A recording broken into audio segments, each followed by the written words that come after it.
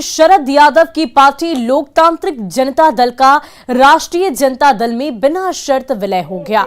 साल 2018 में नीतीश कुमार से अलग होकर अलग पार्टी बनाने वाले शरद यादव की अब लालू यादव के साथ उनकी एक नई पारी शुरू हुई है। उनकी 25 साल पुरानी राजनीतिक दुश्मनी भी खत्म हो गई।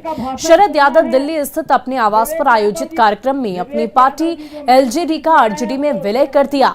शरद यादव तेजस्वी यादव को बिहार का भविष्य बताया, साथ ही विलय को विपक्षी एकता की दिशा में एक पहला कदम बताया है। स्वागत की क्रम बंद करते हैं क्योंकि जनता के बीच जाइए, जाकर के देश की परिस्थिति और उनके जीवन को कैसे सुधारा जाए ये बताइए, और आगे आने वाले भविष्य में ये भी बताइए कि अब आपका नया आने वाला दौर है, उसका कोई नेता बनेगा तो वो तेजस्वी यादव है।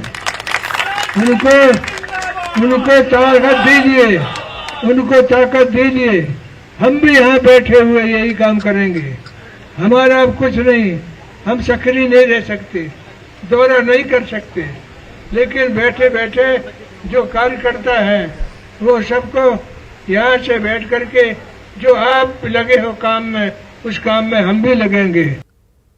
देश की एकता के लिए, संविधान को बचाने के लिए, लोकतंत्र को अमल करने के लिए सब लोग को जो है ये दिशा भी शरद जी ने जो है अपने वर्करों को भी देने का काम किया।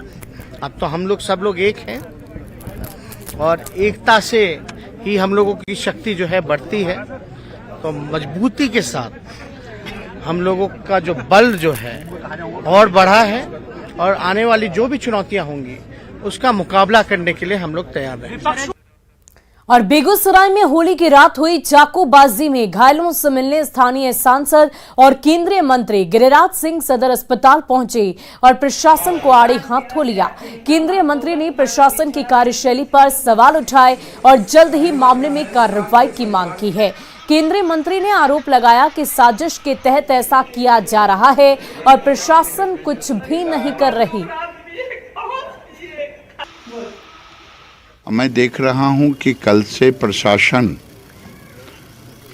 का रवैया हिंदुओं को तबाह करने का हो रहा है। जो सीसीटीवी कैमरा था उसको निकाल लिया गया, उसके जो मूल होते हैं, यानी साक्ष्य को छुपाने की कोशिश की जा रही है, मिटाने की कोशिश की जा रही है।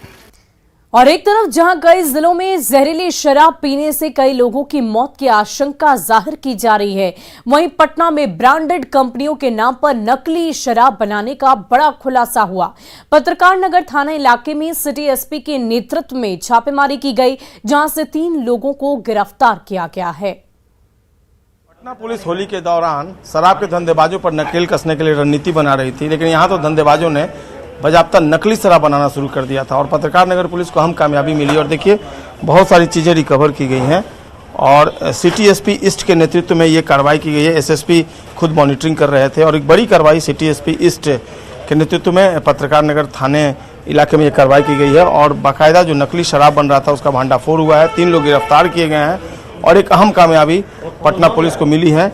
और तस्वीरों में देखिए भारी संख्या में जो पुलिसकर्मी हैं इस वक्त नज़र आ रहे हैं और कई चीज़ें रिकवर की गई हैं। और जो होम्योपैथ की दवा थी और जो दूसरी चीज़ें थीं वो इस शराब में मिलाई जा रही थी। नकली शराब का एक बड़ा रैकेट जो है वो पटना में चल रहा था और गुप्त सूचना के आधार पर ये कार्रवाई पत्रकार नगर थाने की पुलिस ने की है, एक अहम कामयाबी। और इस पूरे मामले का जब पटना पुलिस खुलासा करेगी तब पता चलेगा कि आखिरकार किस तरीके से ये पूरा रैकेट जो है वो बाकायदा संचालित हो रहा था। ब्रांडेड जो शराब है उनके नाम पर ये नकली शराब बिक रही थी और अब तक ये बात सामने आई थी कि जो देसी शराब है वो नकली और जहरीली बन रही है, लेकिन अब जो ब्रांडेड शराब है उसे भी नकली तरीके से बनाया जा रहा था और बाकायदा राजधानी पटना में ये सारा कुछ चल रहा था।